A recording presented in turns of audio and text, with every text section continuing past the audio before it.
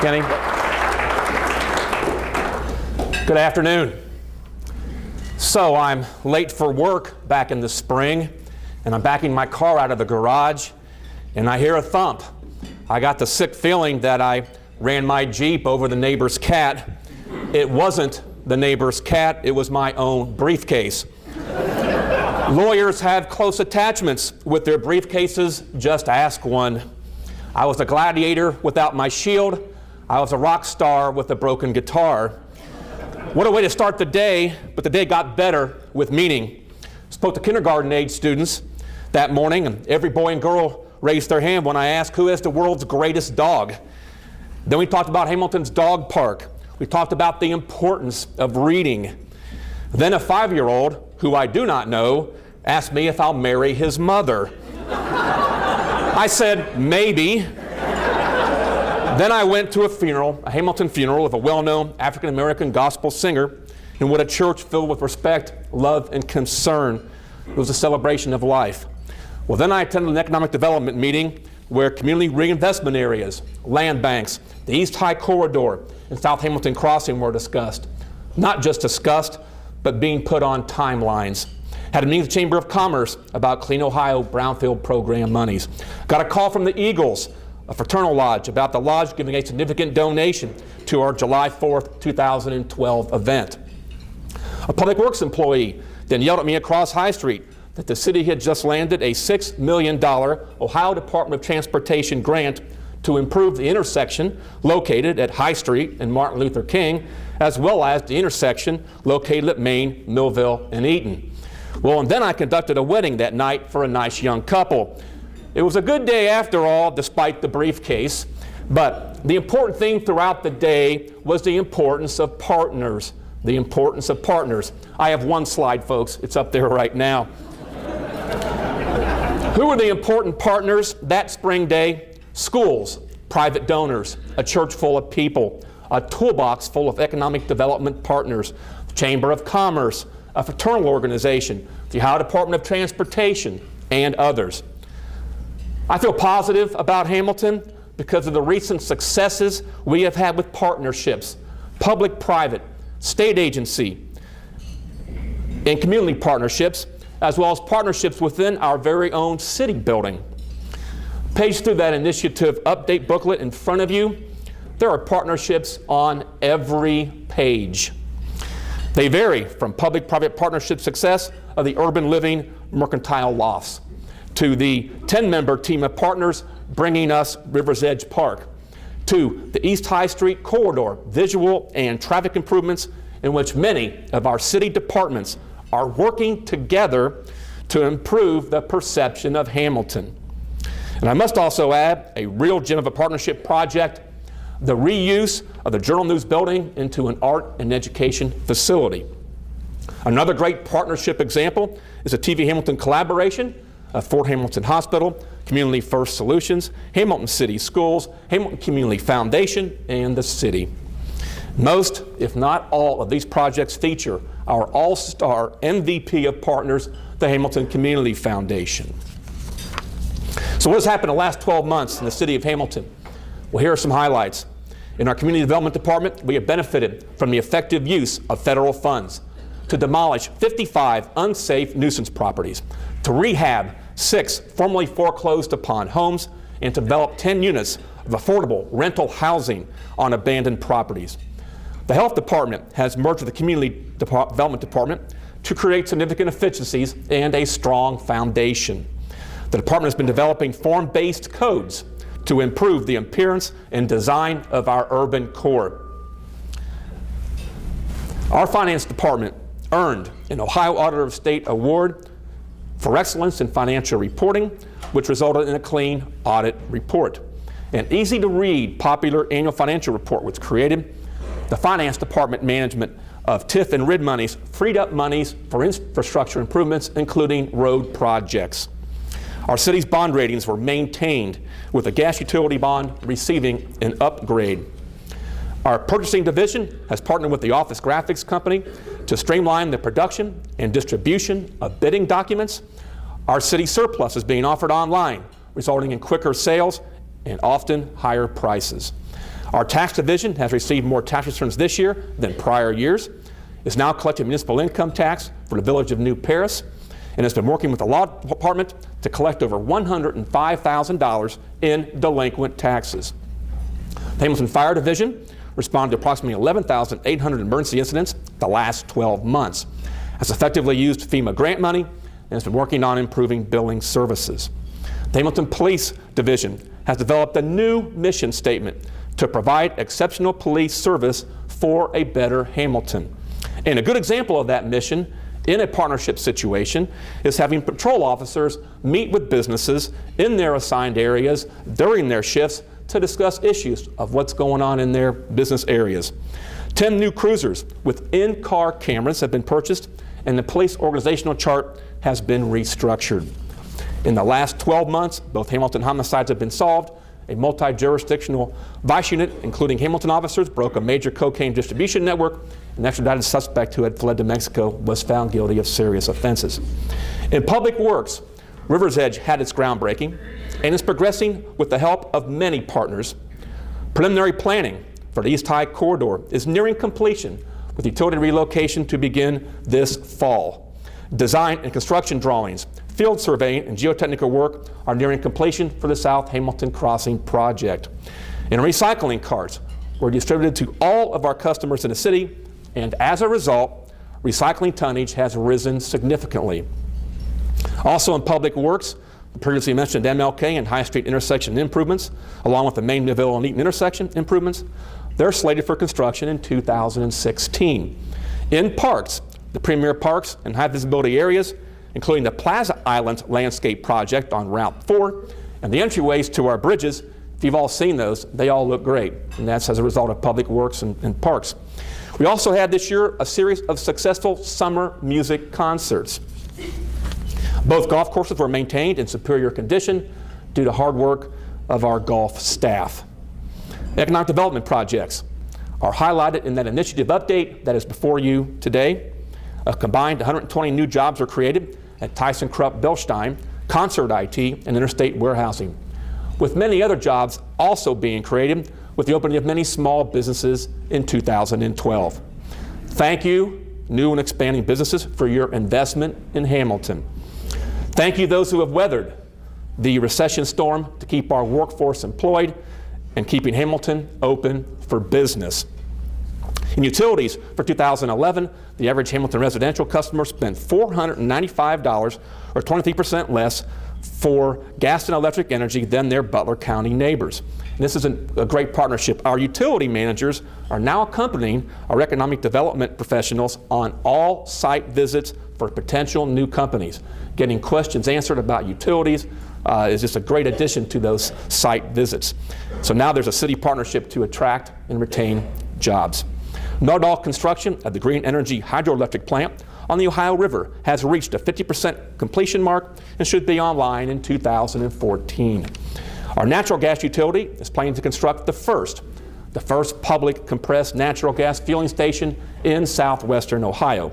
With the help of a grant from our partner, OKI, the grand opening for the natural gas fueling station will be early 2014.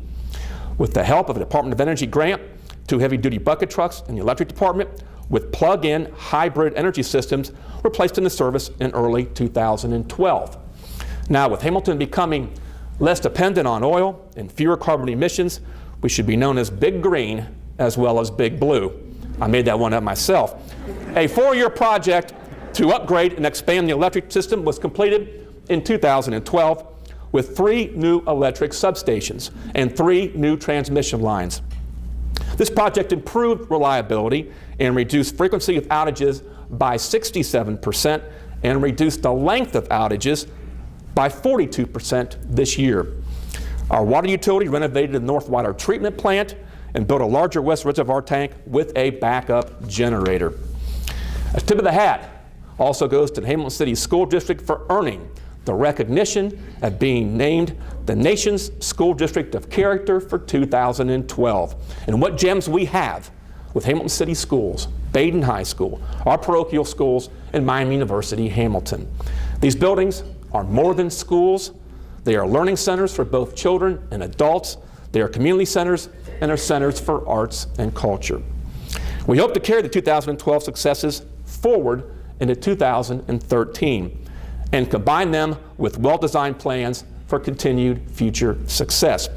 But what rough waters are in our way of continued success? The answer is simple. It's finances. We have the same type recession pain, lack of revenue growth, increased cost, and declining city reserve fund as being faced by San Bernardino, California. Even after $10 million in employee concessions and slashing the city workforce by 20%, the city of San Bernardino filed for federal bankruptcy protection to make payroll. The mayor of that city called such action a stain on the city. Another resident called it lose, lose, lose all the way around. She did not want to see San Bernardino's outcome decided by a bankruptcy judge with nothing at stake. Folks, we are partners in this city journey together. We in this room all have something at stake if Hamilton takes steps backwards. Think about it. Think about it and be pro-Hamilton. So, I'm at Richard's Restaurant 3 weeks ago with my brother Jim. I hear someone saying that Hamilton is dying. No jobs, nothing to do, just shut it down. I had to say something. So, wearing an old Cincinnati Bengals cap, a torn Chicago White Sox t-shirt, cut-off jeans, and high-top Converse basketball shoes with concrete dust on them. Now there's an ugly visual. I approached this man and said, "Hi, I'm Pat Moeller, Mayor of Hamilton, Ohio." I gave him a business card for credibility purposes, obviously. I told him we still make a lot of things in Hamilton. We own all of our utilities. We have great special events. We're a green city, and we are progressive in so many ways. So please, keep telling your children not to talk to strangers, just like Officer Bob said. But adults, please tell strangers the good things about Hamilton, Ohio.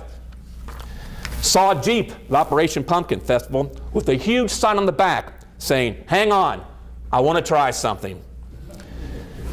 If City Council, City Administration, City staff, or one of our great volunteers walk up to you and say, "I want to try something," please hang on and join us as partners. Good works are happening here in Hamilton. Ladies and gentlemen, you know as leaders of this community, and I know that the address of Hamilton, Ohio has been, is, and will continue to be a great address to live, work, and play. Would all city employees please stand, as well as Vice Mayor Carla Fear, Council members Kathy Klink, Rob Weil, Archie Johnson, Robert Brown, Tim Nab, if you'd all please stand. Ladies and gentlemen, please give this city team, including council, a round of applause for a successful 2012. Then after your applause, you'll hear next from Joshua Smith, our city manager. A round of applause for this team.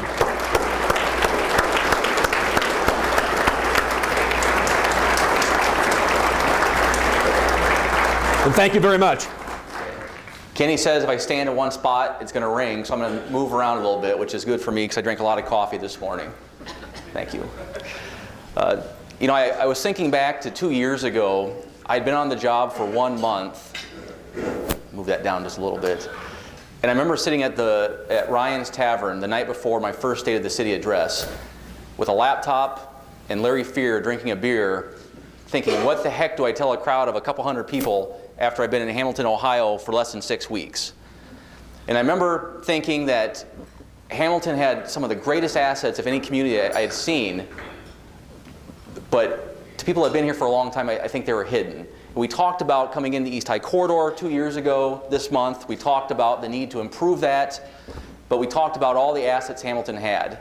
Fast forward a year to last year at this time, and I remember speaking, and I actually had some time to prepare for that one, and my staff told me it was the worst speech they'd heard me give yet. So fortunately for me this year, and hopefully fortunately for you, I had 0 time to prepare for this speech, and I'm hoping it'll end up being better than last year and more like the first year. I want to touch very quickly on one topic, and that's going to be our next 24 months.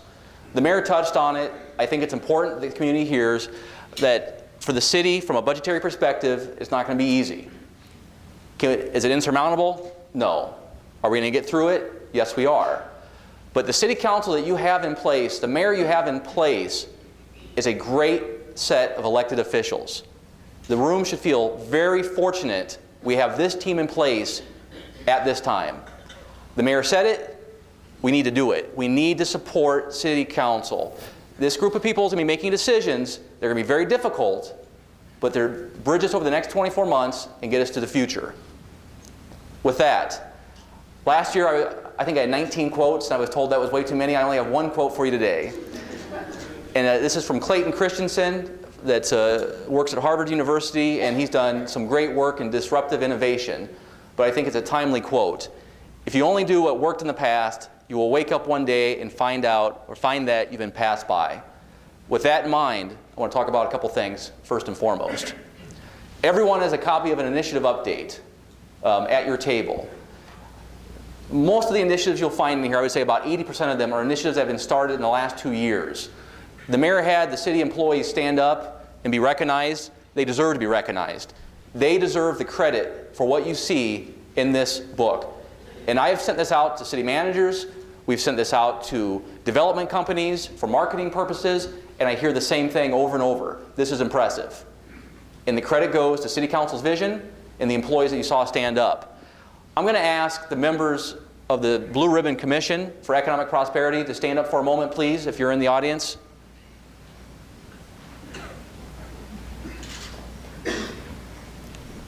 The folks that just stood up today, they're the ones that said we need to put this book together. This came out of our second meeting saying there is a lot going on in Hamilton, but we cannot speak intelligently to it because we don't have the information. It was their guidance that helped us put this book together to tell you the projects that are going on. The purpose of any Blue Ribbon Committee is to produce a final report. There's an end date, and the end date for this group is next fall. So in 2013, what you're going to be hearing from me, from a large part, is going to be the results of this group. But 3 things came out very early on in the first 3 meetings. Improving the East High Corridor. You remember, everyone that sits on the Blue Ribbon Committee is either a CEO or a top executive for a company in Hamilton. And the East High Corridor to them was critical. It was critical because we need to move people back and forth to Interstate 75 quicker. It was important because people's perception of Hamilton was being formed as they were coming in and out of town. And frankly, it was important because it's in a shape that we should never let it get into. The second thing, and I'm going to talk about some more of these in a little bit, establishing the Core Fund. The Core Fund is a gap financing entity that is structured closely after what 3CDC is doing in downtown Cincinnati and over the Rhine. We're not capitalized to the level that 3CDC is, but same concept. We're going to take good projects. We're going to move them forward that otherwise would not move forward without having this type of financing. And finally, Hamilton Incorporated. I'm going to talk about that in just a few moments. East High Corridor, again, I'm not going to belabor the point. The project information is in your initiative update. You will see activity this fall.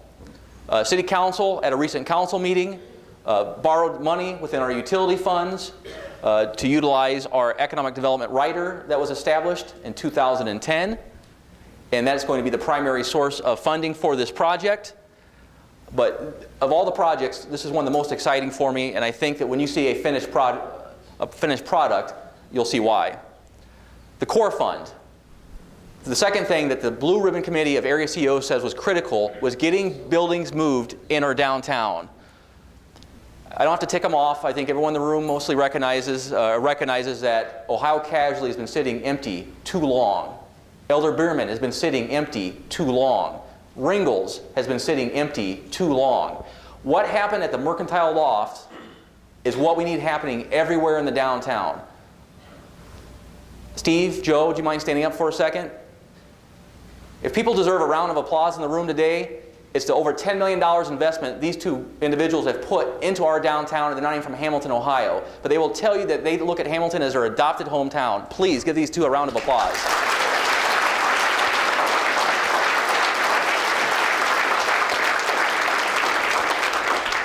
Steve walked up to me right before the meeting started today, and he said, Joshua, we have rented more of the lofts. 26 of 29 are now leased in our downtown. 2 years ago,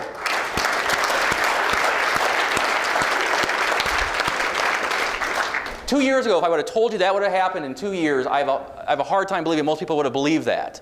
The core fund is being created specifically to get projects like this up and running. We have to get financing in place in a tough economic environment to move projects forward. They had barely finished, or in the process of finishing that project, and they came to me, we want another project. The mayor talked about partners. Let's talk about partners. We had the Hamilton Journal-News building sitting empty. You know, an iconic building in our downtown sitting empty that you drove by, lights off, 24 hours a day. Council said this is absolutely not acceptable. We need to do something about this. We need to do it now. Council pushed. I pushed. They accepted. A $2 million investment is taking place right now, almost complete. They have repurposed a building that for how many decades was a newspaper building is now has life in it again. I can tell you when I go home at 6, 7, 8 o'clock at night and I drive by and you see people dancing in it, you see students walking out of it, that is exciting. That is the model. The core fund is being created to enhance that model. And I got to slow these guys down. They're already talking about their next building in downtown Hamilton, and thank God for that. We need 100 more of people like this coming into our town and investing millions of dollars in repurposing our buildings. Hamilton Incorporated. Most of you probably have no idea what this is. I'm not sure exactly if I know what it is. But it's becoming clearer.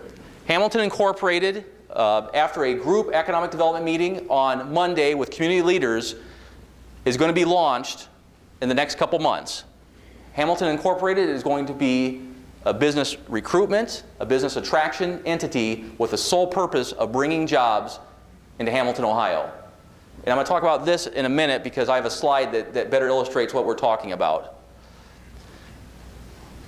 I was thinking about the city strategic plan. I was thinking about how do you succinctly talk about that in a short time frame. So I sat down with staff, our utility staff, our general fund staff. We came up with what we called 4 for the future. Leveraging our green potential, the mayor touched on that. Incubating and accelerating businesses, which everyone understands that we need in Hamilton. Revitalizing our built assets, just like the Journal-News building and the Mercantile Lofts, and creating the most aggressive economic development program in Southwest Ohio. And I'm going to talk about that in detail towards the end of the presentation. The green potential. Again, this is in your initiative update. We're the only city in Southwest Ohio that's building a compressed natural gas fueling station. For the Midwest, this is cutting edge. There are 4 in Columbus. You go south of Columbus, we're going to be it. This is the type of technology that's going to lure young, creative entrepreneurs into our community. Compressed natural gas is projected to be at $1.50 a gallon in a couple years when regular fuel is projected to be closer to between $4 and $5 a gallon. This is a big deal. This is something that no one else is doing. I want to thank our utility department for being forward-thinking. I also want to thank our utility department for going out and writing applications, grant applications, that have leveraged over $700,000 in grant funding to build this. So our gas utility is constructing it, but over $700,000 came from OKI and some other sources. They've done a tremendous job in that regard.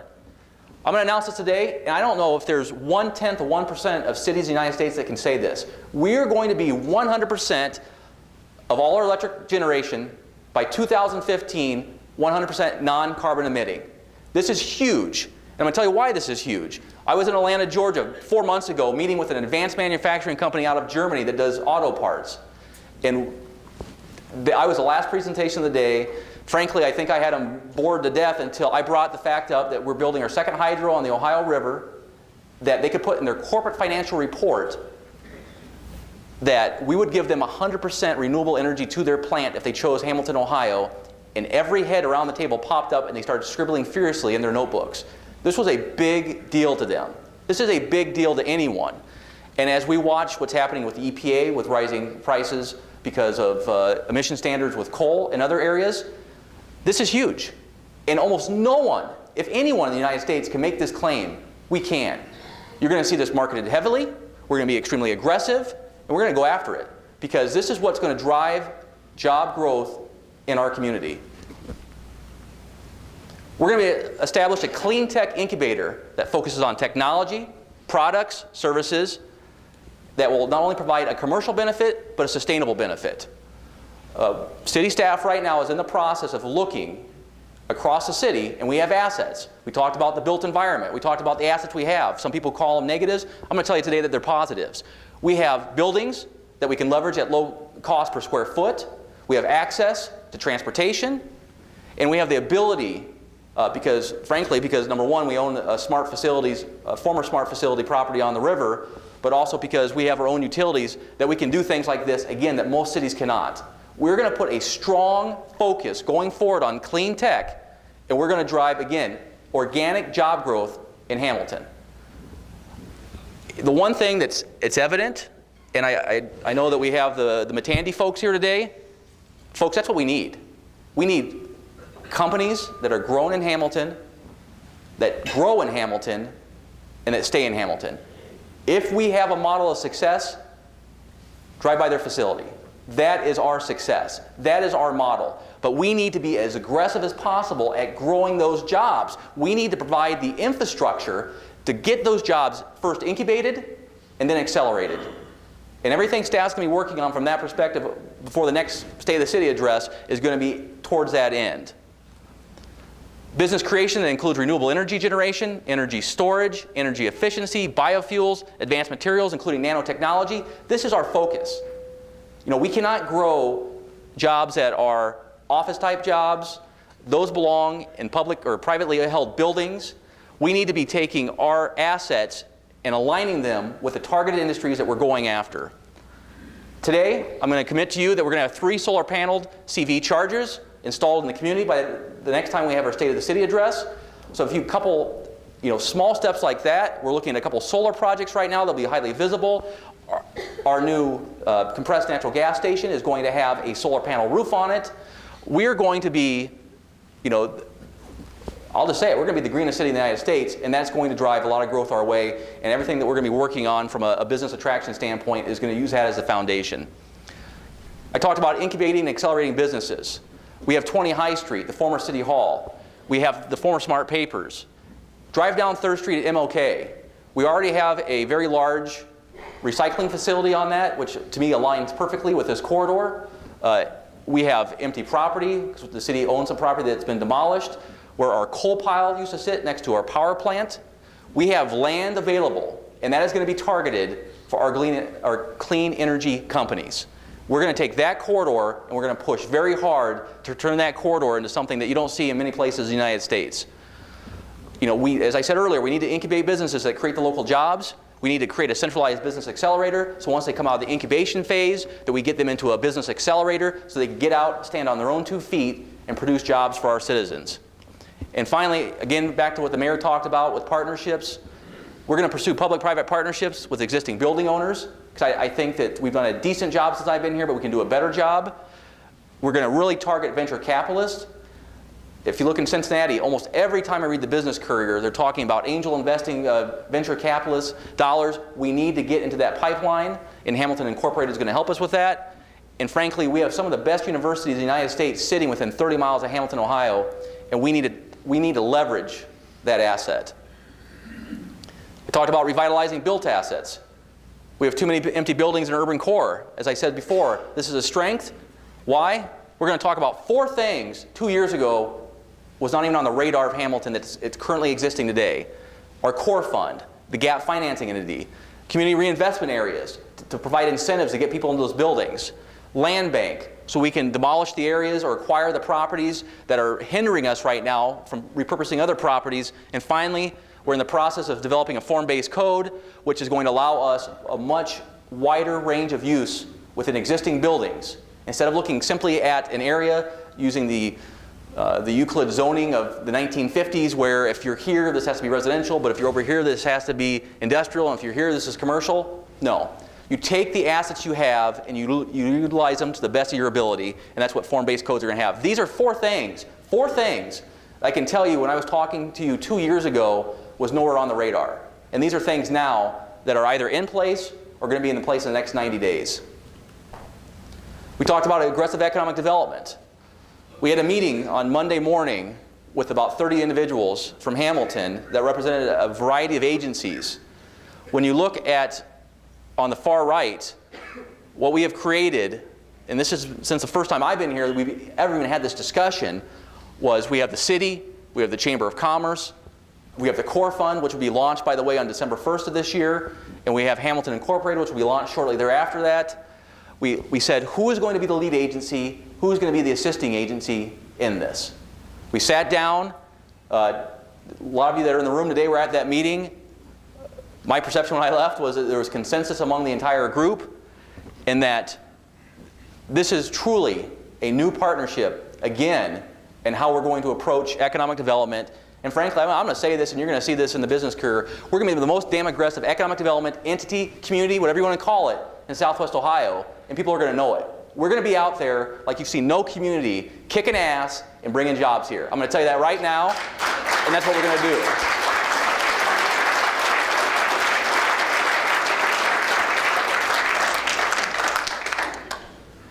Now, who would have thought Hamilton, Ohio would have been in San Francisco, California last month? Can everyone see the picture? Can you see what's on the screens there? That's a picture of Hamilton, Ohio. This is at a meeting in San Francisco. You want to know why this was at a meeting in San Francisco? Because of LifeRay. This is something that, excuse the rattling as I pull this out through all the wires. I'm going to ask Josh Asbury to come up. Most of you in this room, if not all of you aren't aware of this, LifeRay has just announced, or will be announcing when this press release goes out in about an hour, that they're opening their national sales office in downtown Hamilton.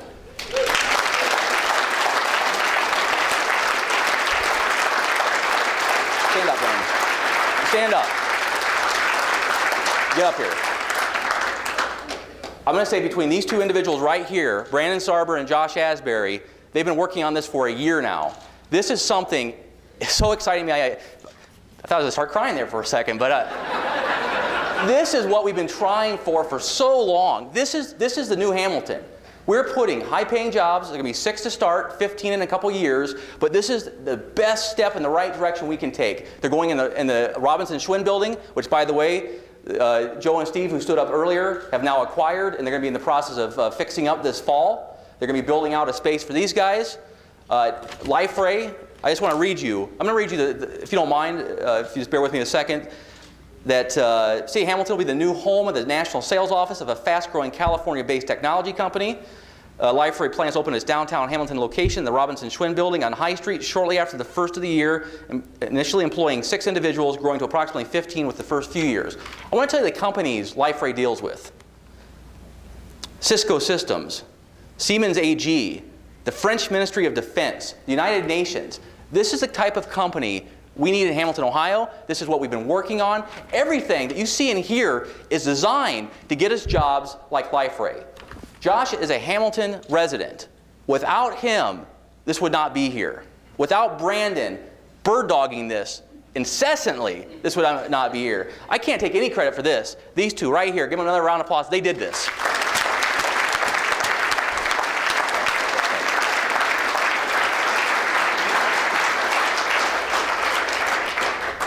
Kroger, 2 days ago, pilot project extended, could grow to 300 jobs. Again, this is what we're doing. This is why we're doing what we're doing. We're trying to grow jobs. You know, when we did our targeted industry analysis, we looked at everything from advanced manufacturing, because we have great water assets, we have great utilities, we have infrastructure that most communities don't have, we have fiber, we have information technology as one of our targeted industries. I mean, the former Champion office, that is an asset that most communities our size would never even dream about having. We need to take advantage of them, and we are. Rust Belt, this is something that just caught my eye that I saw last week, is back up and running. Our future is going to be being a city, which we are, and we're the only, in my mind, we're the only true city with an urban core in all of Butler County. It's something that we need to embrace. It's something that we need to take advantage of. And this is something that I'm telling you right now, you can say you heard it today, that 3 to 4 years from now, as all these projects are done, and we have the updated edition of Update out in front of you with another 30 to 40 good projects, and we have more LifeRays coming here, we have more Kroger coming here, And we're going to be sitting here and saying, you know what? We had a rough patch there a couple years ago. We got through it. We stood together. And today we're sitting here, and I'm not going to be sweating like I am right now, and it's going to be a lot better. But with that, I want to thank everyone. It's always an honor to stand in front of this group and talk. I know the mayor is willing to come back up. If there's any, I don't know if we have time for maybe just a few questions. If so, I'd be happy to do my best to answer them. Thank you, everyone.